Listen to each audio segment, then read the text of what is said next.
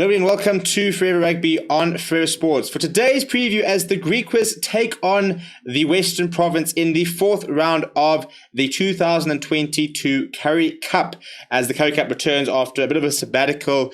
It's a very stop-start Currie Cup, it's something we have to get used to, and I think something they're going to have to try and refine the season to allow a bit more sort of a fluid calendar. And that's a little bit more consistent, I suppose, because at the moment, there are some games which happen, 7 days apart, 15 days apart, so it is a bit of a strange calendar, but we are sort of pioneering a new format. So hopefully this will be a bit of sort of better aligned in the future. However, we are talking about the Griquas taking on the Western Province. The Western Province currently sitting second last in the log above the Lions with 5 points out of their first 3 games, just the one win which came against the Lions. The Griquas are sitting in fourth place. They've got 1 win after 3 matches after they hammered the Pumas. They also went down to the Sharks, not by much, and I think that the Griquas are looking like a pretty decent side. But the Western Province have brought in quite a few big names, so I think it should be quite a competitive clash.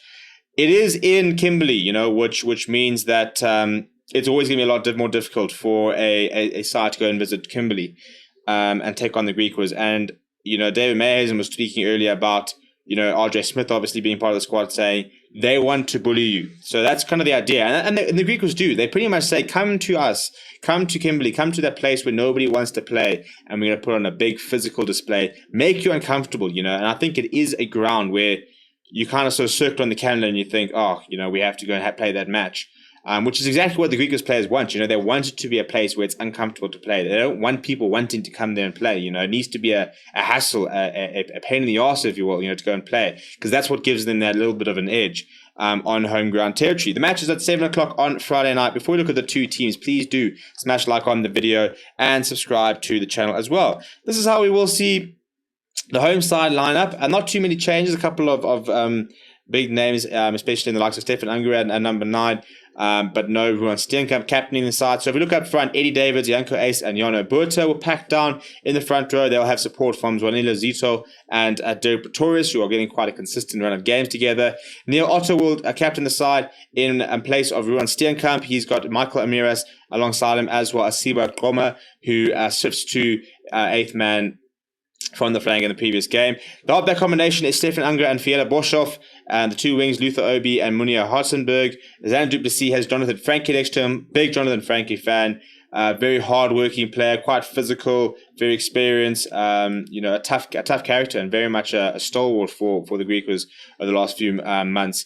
Then they've got Reynard Jonker at full back. On the bench for the men from Kimberley, Gustav Durant, Kudzwa Dube, and Andres Skitter will cover the front row. Then you've got Johan Retief and Hanu Sergil. They've gone back to a traditional 5-3 split, which sees Regan Orania, Andre Swartz, and Sango Klamlashe as the backline replacements. For the men from the Western Province, this is how they will be going into the side. Ali van Mark, Ajay Hugo Venter, Netley Bashir back from injury, a big addition back to the side next to Andre Hugo Venter, the very talented young hooker, and Ali van Mark, who's been Stephen Kitsoff understudy for a long time. In the second row, Ben Jason Dixon, David Mayhazen, some nice young talent and very good solid players there. Nama Klaba is back in the Currie Cup side and will captain the side. He's got Marcel Tennyson and KK Marabe for company. And the Western Province are very much using this Currie Cup to give players on the fringes game time, to give players who they really rate, they want to see come through, maybe are part of the URC setup, playing for the URC team, but coming off the bench, maybe not always getting games.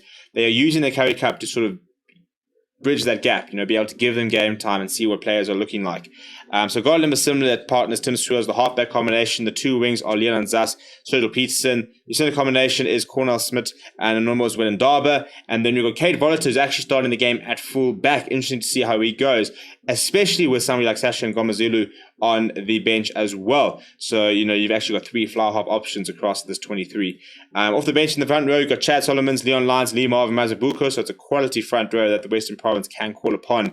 Connor Evans, Junior Pokamela will help in the second row. You've got Thomas Bursey, the young, talented scrum half, Sachin Ngomazulu, part of the next generation of fly halves coming through with the likes of Cade Volater, as well as a Jordan Hendrickse, this next gen fly half that we kind of been waiting to see play at the highest level. And then Ethan James does round out the 23. Now on paper, obviously, you look at this Western Province side, you think it's a good side, but I think Griquas at home, they might not be a side full of stars, because you never kind of think of Griquas players or Pumas players as stars, because they never have international quality players, and as soon as they do sort of have somebody who can take up the next step, they often get bought. So you often look at a Western Province side and you see big names like an Amaklaba, like a David Mayhazen, like a Tim Sweel, a Sergio Peterson, and suddenly you think, well, they definitely got the better side. But I think that what we need to start realizing is that this Griquas side and the Puma side, to maybe a lesser extent, have got some very good players that could very easily play for other sides. For example, they've got some French players on loan for them who are desperate to try and break into the top teams in their own unions, and therefore, they're out here trying to prove a point. So I think this could be quite a close match. I think the Griquas could actually very well win if they were to pitch up on a Friday evening. But there is a lot of firepower in this Western Province side, so they've got everything they need to win. It's whether they can put it all together on the night. Let me know what your score predictions are down in the comments below. Please do smash like on the video and subscribe to the channel as well. Thank you very much for watching. My name is Steven, and I'll chat to you soon.